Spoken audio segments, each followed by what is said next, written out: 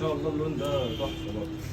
الاسود ده كنت بعمله في الخشب، ولكن اول مره اجيبه ضد الكسر اهو على الطبيعه.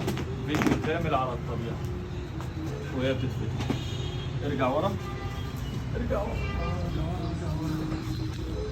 اهو. ده المقاس كامل على الطبيعه. هات يا باشا. دي الاسود ودي الجولد، ده مستطيل وده كيرف. ووصل كمان المجات الجديدة اللي هي دي بتاعة التمرين، لسه واصلة حالا، هتتكود بس، وبأمر الله من بالليل هنبتدي نبيع فيها بإذن الله. دي الخاصة بالتمرين والجيم والحاجات دي.